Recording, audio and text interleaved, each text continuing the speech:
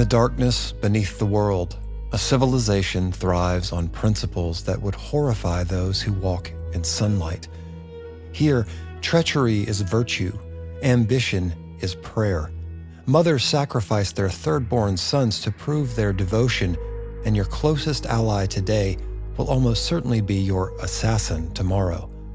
This is Menzoberranzan, the city of spiders, where every aspect of its horror serves a purpose, because Lolth, the Spider Queen, designed Drow society with meticulous intent.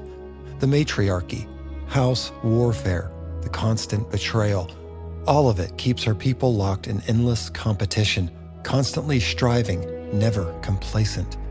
From the moment of birth, every Drow learns a single inescapable truth: trust no one. Not your house, not your siblings, not even the goddess whose favor you desperately seek. It's a civilization built on blood and poison that has endured for 5,000 years, producing both the cruelest villains and occasionally the most unlikely heroes in all of Faerun. Let's descend into the darkness and understand the Drow of Menzoberranzan, not as simple monsters, but as products of a society deliberately designed to breed betrayal.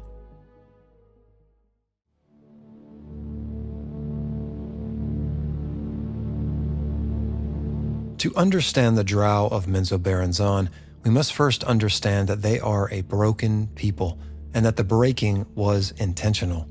The Drow were not always creatures of darkness. Millennia ago, when the primal elves first chose to take mortal forms, they were one people united in purpose, but they were also divided in loyalty, torn between gods who despised one another. On one side stood Corellon Larethian, the creator and protector. On the other stood Lolth, ambitious and ruthless, who saw in mortality not limitation but opportunity for power. The schism between these gods tore the elven people apart. When Lolth's betrayal of Corellon was finally revealed, the conflict ended with her retreat to the abyss and the exile of her most devoted followers. The victorious elves reclaimed their place in Arvindor, the blessed realm of the Seldarine, but those who had chosen Lolth, they were cast down into the Underdark, banished into the lightless depths beneath the world. And there in the darkness, something terrible happened. For centuries, Lolth's exiled followers wandered the hostile tunnels of the Underdark. They absorbed its unhealthy emanations. They subsisted on tainted water and corrupted food. They prayed constantly to their goddess for guidance, and she answered, but every answer came wrapped in poison. Slowly, generation by generation, they transformed. Their eyes adapted to the darkness, becoming hypersensitive to heat and glowing red. But the physical changes were merely symptoms of something deeper. The corruption was spiritual. Lolth taught her people that they were superior to all other creatures, that their suffering proved their worthiness, and their exile proved the cowardice of those who had turned against her. She taught them that mercy was weakness, that trust was foolishness, and that only the strong deserved to survive. She taught them to see every other living being as either a slave, a sacrifice, or a threat. And most insidiously, she taught them that even among themselves, treachery and betrayal were not sins, but virtues, proof of cunning and strength. The transformation was complete, and what had once been elves, proud, ancient, and fair, had become the Drow, cruel, predatory, and wicked, an offshoot of the elf race shaped by divine will into something wholly dedicated to darkness. This is the critical truth about the Drow. They weren't born evil, they were made evil. Lolth looked at a people in exile and systematically cultivated every worst impulse, every violent instinct, every selfish cruelty, and called it holy. She took betrayal and taught them it was love. She took paranoia and taught them it was wisdom. She took suffering and taught them to inflict it as prayer. And when her work was complete, when her people had been sufficiently broken and remade in her image, Lolth set them loose in the Underdark to build a civilization that would reflect her perfectly. But to see that reflection at its clearest, we need to look at the greatest of all Drow cities, the place where Lolth's vision was most completely realized, we need to look at Menzoberranzan.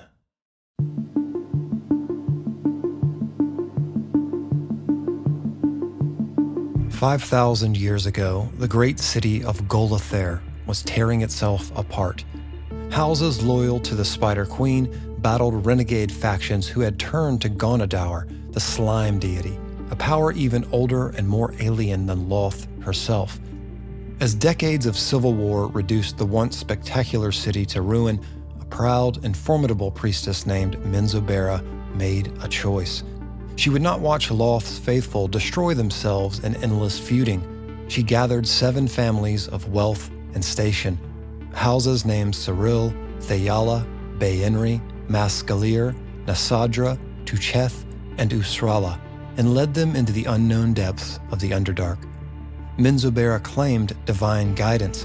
As Lolth's chosen one, she received dream visions sent by the Spider Queen herself, leading the refugees through the darkness. For years they wandered, surviving attacks from Underdark predators and hostile creatures, until they came to a massive vault filled with giant edible mushrooms and illuminated by the soft radiance of prismatic lichen. Swarms of spiders bubbled up from the depths, covering everything. It seemed perfect, except for one problem. The cavern was already occupied. The ground was choked with the bones of dwarves who had learned too late what ruled this place, an immense beholder called Many Eyes, whose body was as wide as the base of Golothair's largest tower. Menzoberra's refugees found themselves in a fight for survival against this gargantuan creature and its mind-enslaved minions. They were outmatched, exhausted, and far from any safe haven. But then Lolth herself appeared. She manifested above the beleaguered drow in one of her most recognized forms, a beautiful female face whose hair trailed away into long, dark, arachnid legs. The Spider Queen's message was simple and absolute. "You are my chosen people. This is the place I have chosen for you. If you are worthy of me, you will defeat Many Eyes and make this cavern your home." It was a test, and the price of failure was extinction. Many drow perished in the battle that followed, but in the end, they prevailed. It was Menzoberra herself who delivered the killing blow to the beholder. The survivors, bloodied, depleted, but victorious, stood with her in the creature's treasure-strewn lair, a large cave in the southern wall of the Great Vault. There they raised an altar to Lolth, and they were rewarded. A Yoklol appeared, one of Lolth's demonic handmaidens, and told them to call their new home Menzoberranzan, in recognition of the priestess who had led them through darkness to victory. The city had been baptized in blood, and the blood would never stop flowing. All too soon, the same feuding that had destroyed Golothair surfaced in Menzoberranzan. A blood feud erupted between House Thayala and House Nasadra, threatening to tear apart the fragile new settlement. When Menzoberra sided with House Nasadra, the wizards of House Thayala made a choice that defined drow culture forever after. If they could not rule, no one would. They spent their own lives to fuel a ritual of catastrophic destruction, detonating an explosion that rent the side cavern asunder. In a single cataclysmic moment, 4 houses were obliterated: Thayala, Mascalir, Tucheth, and Usrala, and Menzoberra, the priestess who had led them all to this promised land, died in the blast she had unwittingly provoked. The explosion transformed the ruins into the great plateau that became known as Cuel Arzorel. By some miracle, the central pillar of the main cavern survived, preventing the entire vault from collapsing. The drow called it Narbendel, the Pillar of Strength. In the aftermath, the bitter survivors of House Nasadra sought to proclaim their rule over the remaining drow, but the priestesses of House Ciril defied them. House Baenri, powerful enough to decide the conflict either way, sided with Ciril. To prevent further bloodshed, it was proposed that House Nasadra leave Menzoberranzan and go forth to found another city devoted to Lolth's glory. Then Lolth appeared again. She blessed the wisdom and forbearance of House Baenri. More importantly, she laid down the Way of Lolth, the basic laws under which Drow society would operate. These weren't suggestions. They were divine mandates that would govern every aspect of Drow life. Absolute devotion to Lolth, the matriarchy, the house system, the rules of inter-house warfare. She also decreed that Menzoberranzan and the city Nasajr would found, eventually called Ched Nasad, must remain amicable to each other without fail, or both would face her wrath. House Nasajr departed that very night. This is the foundation of Menzoberranzan, a city born from civil war, consecrated through a trial of blood, and almost immediately torn apart by the same treachery and ambition that had destroyed the place its founders fled. Lolth could have intervened earlier. She could have prevented the explosion that killed her chosen priestess, but she didn't because the lesson was more important than any individual life, even Menzoberran's. The lesson was simple: betray or be betrayed, fight or die, trust no one, not even those who share your cause. From its very first day, Menzoberranzan was exactly what Lolth wanted it to be. A city where violence and treachery weren't unfortunate byproducts of civilization, but the foundation itself.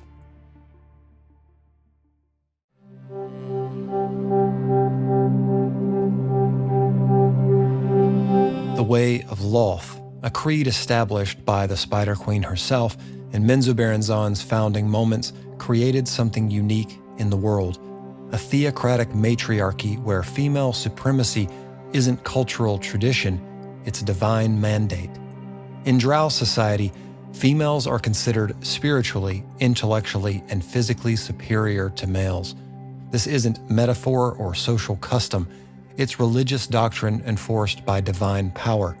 Females are taller and more robust than males.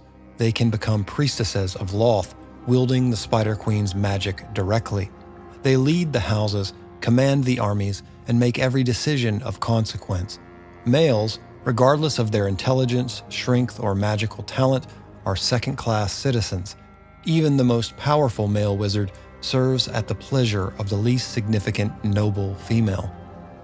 This hierarchy shapes every interaction in Menzoberranzan. Males are taught from childhood not to look directly at the faces of Drow females or speak to them unless given permission.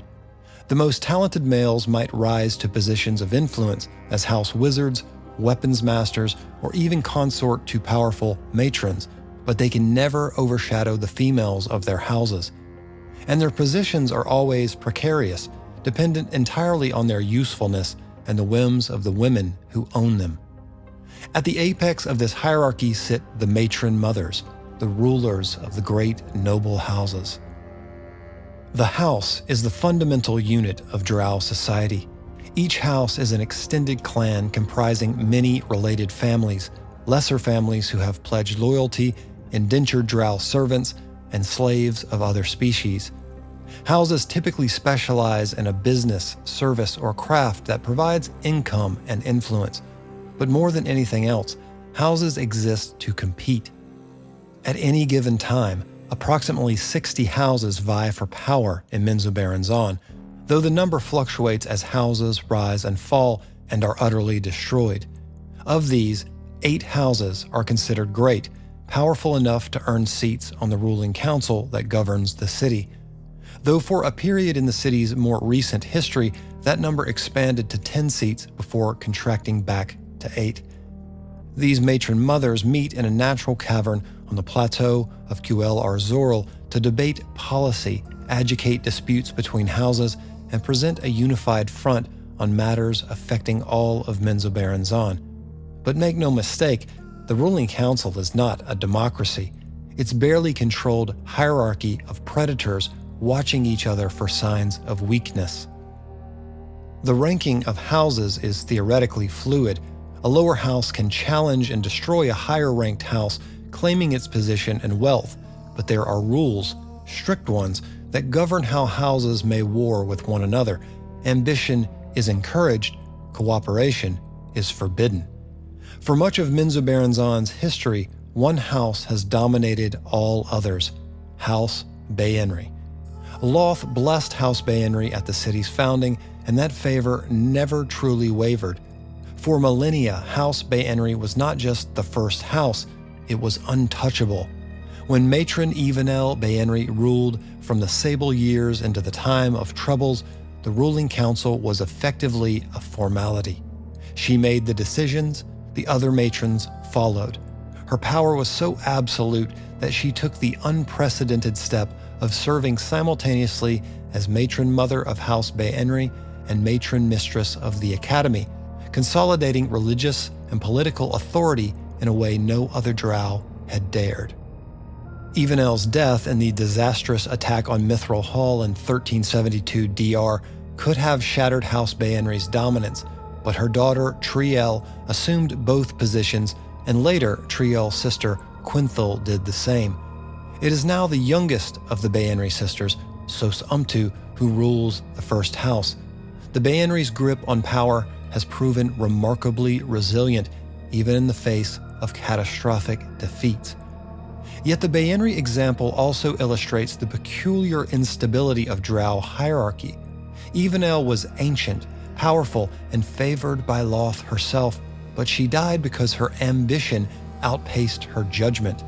Triel rose to power in the shadow of her mother's failure, spending years solidifying her position against rivals who saw weakness. Quinthel, paranoid and ruthless, even by Drow standards, ruled through a combination of genuine magical power and the threat of House Baenri's still considerable resources. And it seems as if Sos Umtu now holds Lolth's favor once again. Beneath the 8 great houses, the remaining noble families scramble and scheme for position. A house ranked 20th might spend decades planning the destruction of the house ranked 19th, knowing that success means prestige and Lolth's favor, and failure means extinction. The weakest noble houses are barely distinguishable from the indentured servants who serve them, clinging to their status by pledging loyalty to more powerful patrons. And below even the weakest noble house are the commoners, the vast majority of Menzoberranzan's Drow population who have no house affiliation at all. They are free citizens, technically, but they live under the constant scorn of their noble-born kin. Their only path to advancement is through exceptional skill as merchants, artisans, or mercenaries, and even then, any commoner who rises too high will simply be adopted by a noble house, stripped of their original identity and made a servant with a fancier title. This is Lolth's hierarchy, rigid enough to maintain order, fluid enough to reward ambition, and cruel enough to ensure that no one, not even the matron mother of the first house, can ever feel truly secure.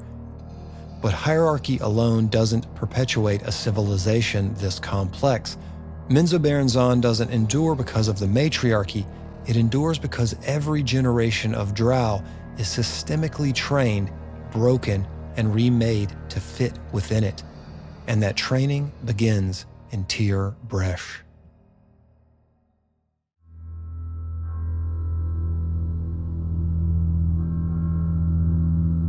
Dominating the northern reaches of Menzoberranzan is an expansive stone stairway that ascends to the plateau of Tir Bresh.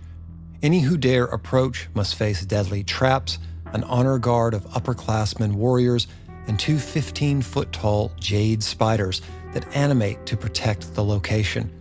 The message is clear: what happens in Tir Bresh is sacred. An unauthorized presence is punishable by death. Built upon this plateau is the Academy, the center of learning and the source of Drow indoctrination in the City of Spiders.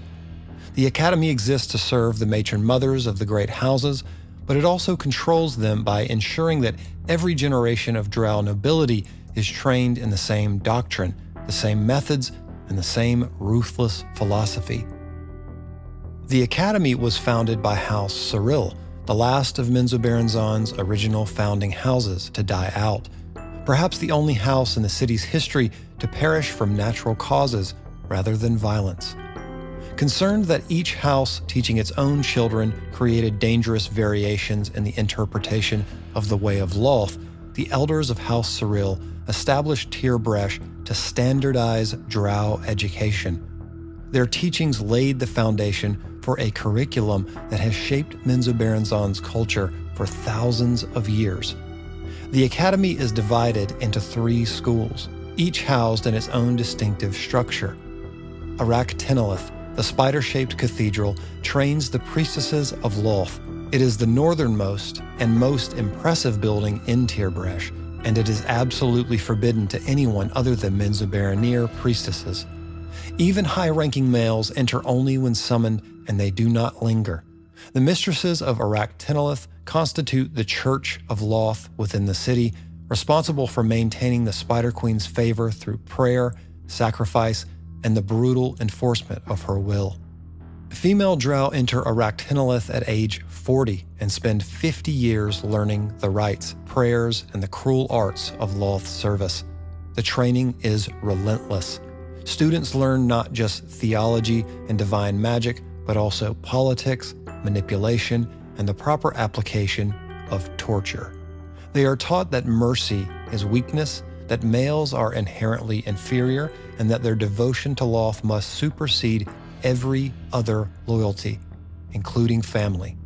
The graduation ceremony involves demon summoning and ritual orgies with male graduates from other schools, reinforcing the hierarchical relationship between priestesses and all others.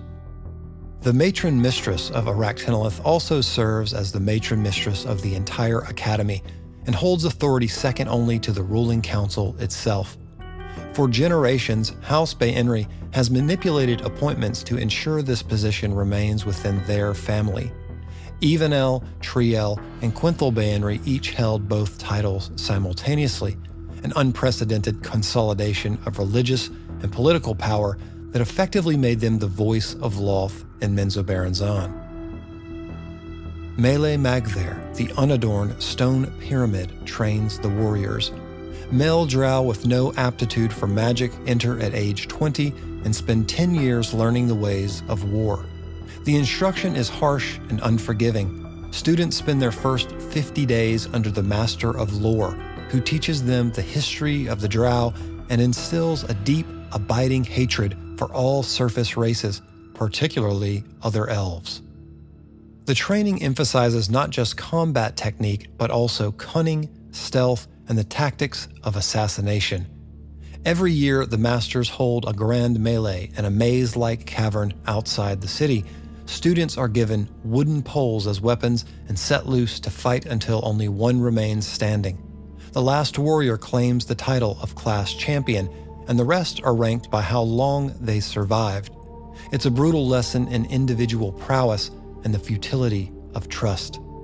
The Masters of Mele Magthair are among the greatest warriors in Menzoberranzan, each having mastered a particular weapon. Unlike Aractenolith, there is no single master in charge.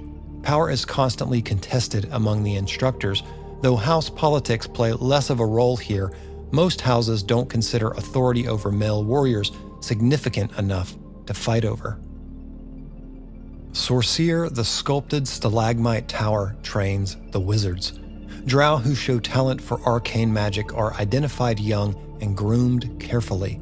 At age 20, they begin a 5-year apprenticeship with an older mage. At 25, they enter Sorcier for 30 years of intensive study in the arcane arts. The tower's interior is a maze of lecture halls, laboratories, libraries, and the private sanctums of the Masters, many of which are veiled, hidden, or magically altered. The Masters of Sorcier are a mysterious and reclusive order of male wizards whose reputation inspires both awe and unease.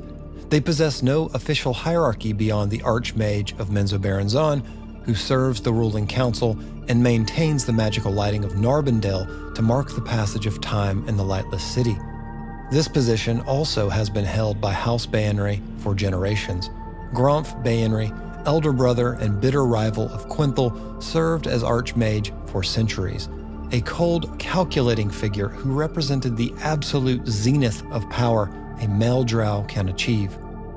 In recent years, Grumpf has departed Menzoberranzan for endeavors on the surface, and the position now belongs to Archmage Sabrak Zorlarin.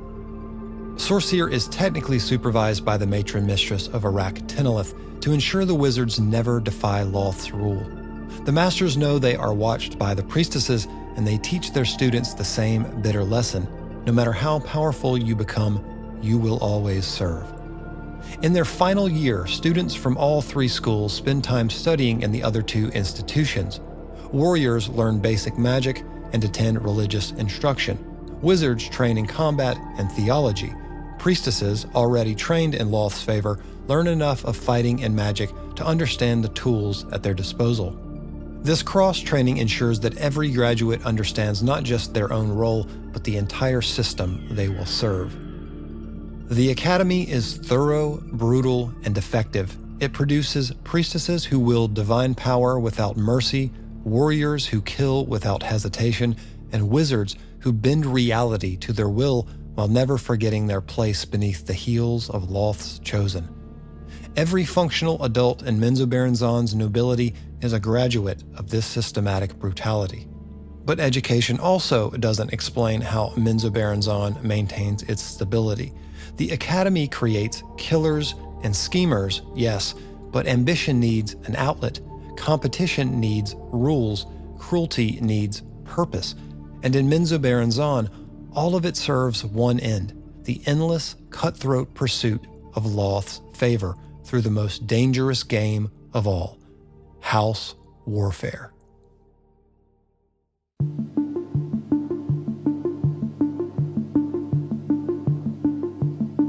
In Menzoberranzan, ambition without action is worthless. The matriarchy provides structure, the Academy provides training, but neither explains what Drow actually do with all that cunning, cruelty, and magical power. The answer is simple. They fight. Inner house conflict is not a breakdown of Drow civilization, it is Drow civilization.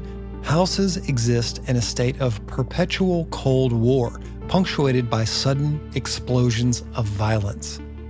Assassination, poisoning, theft, sabotage, espionage, and open military assault are all acceptable methods of advancement. The goal is always the same: destroy your rivals, claim their wealth and position, and prove to Lolth that you deserve her favor more than they did. But this chaos operates within a framework of rules. Without those rules, Menzoberranzan would have torn itself apart millennia ago. The most sacred rule is this: no alliances. If two or more houses are proven to have cooperated in attacking another house, all participants will be destroyed by the remaining houses. This isn't mercy toward the victim, it's self-preservation. Coalition warfare would destabilize the entire power structure, allowing weaker houses to band together and overthrow the strong. Lolth demands individual strength, individual cunning, and individual ruthlessness. Therefore, cooperation is heresy. The second rule is equally important: leave no evidence.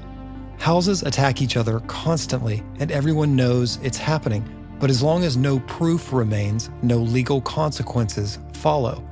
The burden is on the victim to identify and prove who attacked them, and the dead, as a rule, rarely testify. This creates a perverse kind of plausible deniability where a matron mother can stand before the ruling council and swear she had nothing to do with the assault that killed half of another house's warriors, even as everyone in the chamber knows she's lying. Justice in Menzoberranzan is administered by the priestesses of Lolth, who patrol the streets and mete out punishment as they see fit. But property crimes and violence between Drow are largely ignored unless they disrupt public order. If you cannot protect your wealth, you don't deserve to keep it. If you cannot defend yourself, you deserve to die. The street patrols exist primarily to prevent open warfare in the city proper and to punish anyone foolish enough to worship gods other than Lolth. The result is a society where paranoia is rationale and betrayal is constant. Bodyguards and food tasters are as necessary to a high-ranking drow as air and water. Drow poisons are legendary throughout the Underdark, toxins that can paralyze, kill, or drive a victim mad, often leaving no trace of their presence. An ambitious daughter might poison her mother to accelerate her own ascension. A rival house might poison an entire banquet to eliminate a family's leadership in one stroke. Trust is suicide. Slaves play a crucial role in this economy of cruelty. They are simultaneously a labor force, status symbol, and sacrificial offering. The most powerful houses maintain large slave populations, capturing surface dwellers in night raids or purchasing them from Underdark traders. These slaves are put to work in the most visible ways possible to send a clear message: I am powerful enough to own and subjugate my enemies. Slaves of lesser value, those without the beauty or rarity to impress, are worked to death in fungus farms, cargo operations, or the brutal labor of carving new dwelling spaces from solid stone. When they become too weak to be useful, they're fed to spiders, staked out as bait during hunts, or sacrificed to Lolth. A slave's life in Menzoberranzan is measured in suffering, and its end is typically violent. The Drow's relationship with the surface world is one of unrelenting hatred, and it manifests in their most notorious practice, surface raids. Under cover of darkness, Drow war parties emerge from hidden entrances to the Underdark and descend upon surface settlements. They strike on moonless nights or when thick clouds obscure the light, moving with terrifying speed and precision. Some raids are massive operations involving hundreds of warriors, priestesses, and trained spiders, enough force to overwhelm an entire town. But the goal isn't always conquest or capture. Often it's simply slaughter. Many surface raids exist purely to kill. They are proving grounds for young warriors fresh from melee magthere, opportunities to demonstrate skill and ruthlessness in actual combat. They are acts of worship to Lolth. The Drow see these raids as righteous violence. Every surface elf they kill is revenge for the ancient exile their ancestors suffered, proof that Lolth's chosen people are stronger and more ruthless than the cowards who sided with Corellon. Taking slaves is secondary. Valuable captives, surface elves especially, but also humans and dwarves, are dragged back to Menzoberranzan in chains when the opportunity presents itself. But just as often, the raiders kill indiscriminately to spread terror, leaving burned settlements and mutilated bodies as their calling card. The message is clear: the Drow have not forgotten, and they will never forgive. Most raids are smaller and stealthier than the great invasions. Scout teams identify targets in advance, then strike with poison and precision, killing their targets before the settlement even realizes it's under attack. Sometimes they use diversion tactics, setting fires on one side of town to draw defenders while the real killing happens on the other. The Drow know their vulnerability during daylight, so raids are planned to be executed within a single night. Targets must be within a few hours' march of an Underdark entrance, typically 8 to 12 miles. Multiple escape routes are mapped in advance. Once the raiders reach their tunnels, they're usually safe. Few surface dwellers are foolish enough to pursue Drow into the lightless depths where everything they meet will be hostile. These raids serve multiple purposes in Menzoberranzan's culture. They provide combat experience for young warriors, they supply slaves when needed, they reinforce Drow superiority through violence, and perhaps most importantly, they keep the Drow focused outward. When houses aren't scheming against each other, they're launching expeditions to the surface. The constant warfare, both internal and external, ensures that Lolth's people never grow complacent. But even slaves have more certainty than the lowest-ranked Drow. Weak houses that cannot defend themselves have two choices: be destroyed or pledge loyalty to a stronger house as indentured servants. These protected houses avoid annihilation, but they become little more than extensions of their patron's will, performing dangerous tasks, serving as expendable troops, and bearing the shame of subservience. If an exceptional female from such a house shows talent, she may be adopted into the patron house, which benefits her personally but weakens her birth family even further. Perhaps the most visible and horrifying consequence of failure in Drow society is transformation into a Drider. When a Drow displeases Lolth, whether by failing one of her tests or committing some unforgivable heresy, the Spider Queen's punishment is transformation. The upper body remains Drow, but the lower body becomes that of a giant spider. The newly created Drider is shunned by their house, pelted with stones by jeering crowds, and driven into the tunnels beyond the city to live in exile. Killing a Drider is forbidden because doing so would cut short Lolth's judgment. The punishment is not death, it's a long life in wretchedness, forever barred from Drow society. Driders are living warnings. Every Drow who sees one is reminded, this is what happens when you fail the Spider Queen. The entire system, the assassinations, the poisonings, the slave raids, the house wars, the threat of transformation, exists to keep Drow in a state of constant striving. Lolth doesn't want her people comfortable, she doesn't want them secure, she wants them hungry, paranoid, and ruthlessly ambitious, because in her theology, only constant competition produces strength. Complacency is death, mercy is weakness, and the only way you prove your worth is to climb over the corpses of those who were weaker than you. For 5,000 years, this system has worked exactly as Lolth designed it. But even in a society this rigid and controlled, cracks appear. Some Drow find ways to operate outside the normal hierarchy, not quite rebels, not quite loyal servants, but something in between, and nowhere is this more evident than in the most famous mercenary band in the Underdark, Bregan D'aerthe.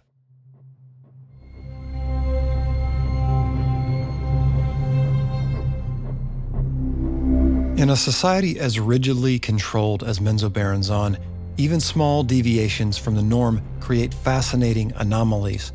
And no anomaly is more successful or more dangerous than Bregan D'aerthe. This infamous brotherhood of spies, mercenaries, and assassins operates in open defiance of normal Drow hierarchy. They have no house affiliation, they answer to no matron mother, they are composed primarily of rogue males drawn from the lower ranks of great houses and the remnants of families that have been destroyed. By every measure, they should have been eradicated long ago. Instead, they thrive. Bregan D'aerthe has avoided the scrutiny of the ruling council through a combination of usefulness, discretion, and carefully maintained ties with House Baenri. The mercenary band has aided numerous noble families over the centuries, providing intelligence, soldiers, and assassinations for the right price. Despite coin changing hands, however, Bregan D'aerthe's loyalty belongs to one entity alone, itself. The organization is led by Jarlaxle Baenri, perhaps the most dangerous male in Menzoberranzan's history. Jarlaxle is a paradox. Outwardly, he appears as a flamboyant dandy, wild clothing covered in enchantments, and a signature wide-brimmed purple hat adorned with a diatrema feather, and an eye patch worn over whichever eye suits his mood. But this carefully crafted persona masks a brilliant tactician and utterly pragmatic survivor. Through an intricate network of spies and informants, Jarlaxle knows nearly everything that happens in Menzoberranzan before most matron mothers do. What few know is that Jarlaxle is himself a Baenri, the third-born son who should have been sacrificed to Lolth in infancy. When matron Evenel raised the dagger over the newborn, the blade would not pierce his flesh. Taking it as a divine omen, she hid the child and has quietly supported his endeavors ever since. This secret connection has protected Bregan D'aerthe for generations, though Jarlaxle's loyalty to his birth house is as flexible as everything else about him. Bregan D'aerthe's stated purpose is profit. They engage in assassination, espionage, smuggling, and mercenary warfare, switching sides mid-battle if a better offer comes along. But their deeper purpose is more interesting. They provide an outlet for Drow who don't fit the system. Houseless males, outcasts, the ambitious who have no legitimate path to power. Bregan D'aerthe gives them purpose, training, and a kind of brotherhood that doesn't exist anywhere else in Drow society. The organization includes more than just Drow. Jarlaxle holds no racial prejudice like most of his kin, and his company employs humans, hobgoblins, bugbears, and a plethora of other mercenaries. Profit serves as his only visible loyalty, and he doesn't let pride interfere with recruiting talented warriors, wizards, or scouts, regardless of their race. Among Jarlaxle's most valuable lieutenants was Camuriel Oblodra, one of the few survivors of House Oblodra's destruction. Camuriel was a formidable scion whose mastery of mental magic made him invaluable. His dimension doors allowed agents to traverse great distances instantly, and his assassinations were renowned for their creativity. What made Camuriel truly unique was that he didn't covet power. He preferred intellectual challenges to political games, which is precisely why Jarlaxle trusted him enough to cede full leadership of the organization when his own attention was needed elsewhere. For a time, Camuriel led Bregan D'aerthe with the same cold efficiency he brought to everything else, but leadership eventually returned to Jarlaxle, and Camuriel's fate, like so many in Drow society, remained shrouded in the kind of ambiguity that serves Bregan D'aerthe's interests. Bregan D'aerthe operates in what can only be called controlled chaos. They sow instability throughout Menzoberranzan because conflict is profitable. Many of the feuds between noble houses were ignited by Jarlaxle himself, a whispered lie here, a forged document there. Where there is war, there is profit, and Bregan D'aerthe provides the weapons, the warriors, and the intelligence that wars require. But here's what makes them truly exceptional. They exploit the cracks in Lolth's design without breaking the system. They operate outside normal hierarchy while still serving the culture of betrayal and ambition that defines it. They're outlaws who are tolerated because they make the game more interesting. Yet for all their success, Bregan D'aerthe remains the exception that proves the rule. They survive because Jarlaxle is brilliant, because House Baenri protects them, and because they're useful enough that destroying them would cost more than tolerating them. They are not rebels, they are opportunists who have found a way to profit from the system's contradictions. True rebellion, actual rejection of Lolth, and everything she represents is far rarer and infinitely more dangerous.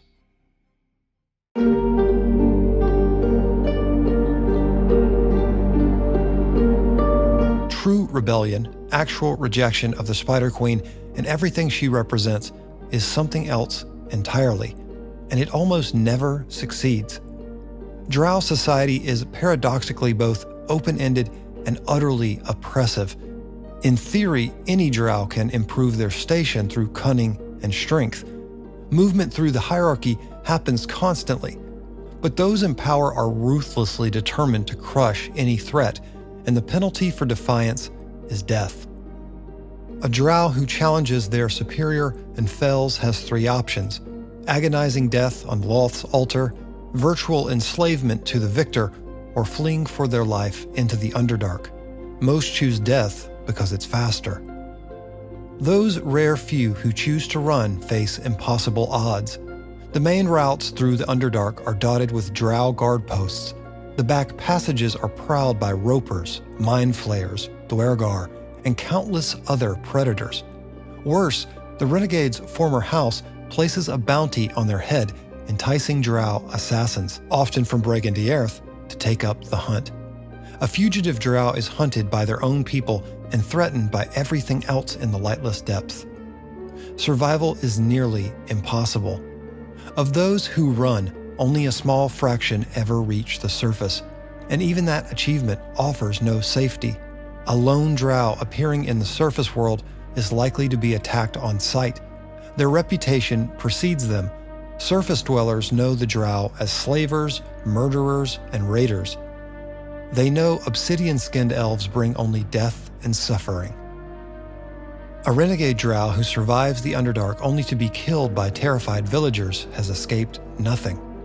Those vanishingly rare individuals who find a way to survive in the painful world of sunlight typically live as recluses in the wilderness or find communities where their heritage and skills give them advantage: assassins' guilds, mercenary companies, adventuring parties willing to overlook their origin. But even in these circumstances, the renegade spends the rest of their life looking over their shoulder, waiting for the black hood and flashing blade of a bounty hunter. Because the hunt never ends, houses do not forgive, and Lolth does not forget. The most famous example is, of course, Drizzt Do'Urden, but his story is exceptional precisely because it's so improbable. Drizzt survived 10 years alone in the Underdark with only his magical panther Guinevere as his companion.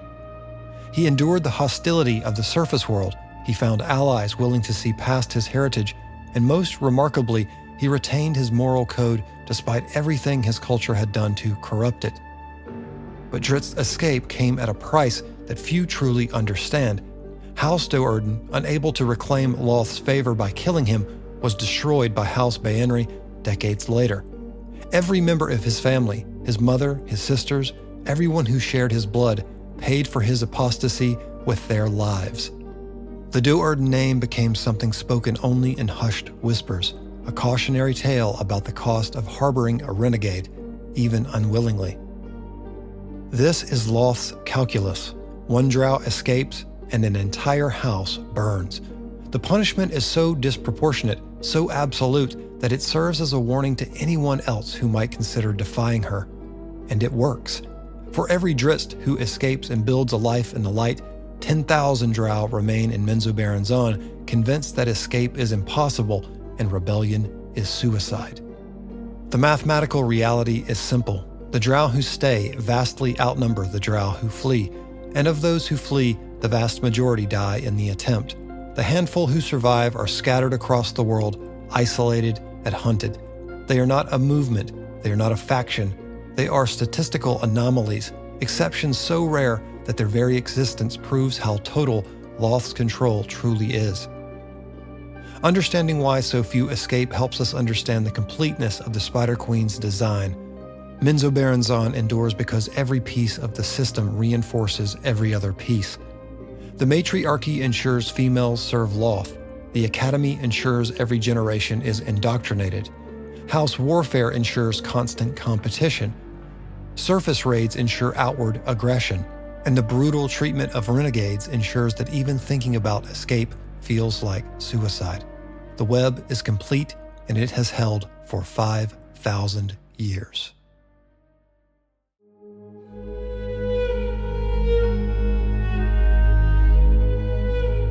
When we call the drow evil, we're not wrong. By any moral standard, Menzoberranzan is a nightmare, a city built on slavery, sustained by cruelty, and dedicated to a goddess who delights in suffering. The drow raid surface settlements to kill and enslave. They poison their own family members for advancement. They sacrifice sentient beings on blood-stained altars. These are not misunderstood anti-heroes. They are perpetrators of genuine atrocity. But understanding how they became evil and how that evil is systemically maintained transforms them from simple villains into something far more compelling. Every piece of Menzoberranzan's structure reinforces every other piece. The matriarchy ensures devotion to Lolth flows through female authority. The academy ensures every generation is indoctrinated into the same cruel philosophy. House warfare ensures constant competition that prevents complacency. Surface raids direct aggression outward while reinforcing drow superiority. The brutal punishment of renegades ensures that even contemplating escape feels like suicide. And above it all, Lolth watches, testing, judging, and occasionally intervening to crush any threat to her design before it can grow. This is not a society that accidentally became evil. It is a society that was intentionally corrupted generation by generation through divine will and systemic brutality. The tragedy of the drow is that they are both victims and perpetrators. They were transformed in the darkness, taught to see mercy as weakness and betrayal as virtue. Every drow child is born into a system that shapes them from infancy, teaching them to distrust love, to weaponize relationships, to see every interaction as dominance or submission. By the time a young drow graduates from the academy, the corruption is complete. They have become exactly what Lolth designed them to be. And yet they are not mindless automatons. Drow are capable of choice. They possess intelligence, creativity, and free will. The existence of renegades like Drizzt proves that another path is possible, however improbable. Every Drow who poisons their sibling makes a choice. Every priestess who tortures a slave makes a choice. Every matron mother who orders a raid on a surface village makes a choice. The system doesn't remove agency, it just makes cruelty the rational choice. This is what makes the Drow so fascinating as antagonists in the Forgotten Realms. They're not demonic gnolls driven by simple bloodlust or archdevils acting in accordance of their hellish nature. They're intelligent, cultured, sophisticated beings who have built a magnificent civilization in the lightless depths. And they've done it by embracing every impulse that most societies try to suppress. They are what happens when the chaotic and destructive nature of evil becomes organized and purposeful. Menzoberranzan has endured for 5,000 years because Lolth understood something fundamental. Evil doesn't need to be sustainable on its own. It just needs a framework that makes cruelty profitable, betrayal necessary, and compassion fatal. Build that framework, enforce it with divine power, and maintain it through systematic indoctrination, and evil can last millennia. The Spider Queen's web is vast. Every strand connects to every other strand. Pull on one thread, try to reform the matriarchy or end the house wars or close the academy, and the entire structure compensates. The system is self-reinforcing, self-perpetuating, and brutally effective. But here's the question that haunts the edges of that web. If the system is truly unbreakable, why does Lolth work so hard to maintain it? Why the constant tests? Why the brutal punishment of even small deviations? Why the paranoia about surface elves and renegades? Perhaps because she knows what every tyrant eventually learns. No system is truly permanent. Every web, no matter how strong, has its breaking point. The Drow who escape are rare, yes, but they exist. The cracks are small, but they are there. And in the darkness beneath the world, even the smallest crack can become a chasm.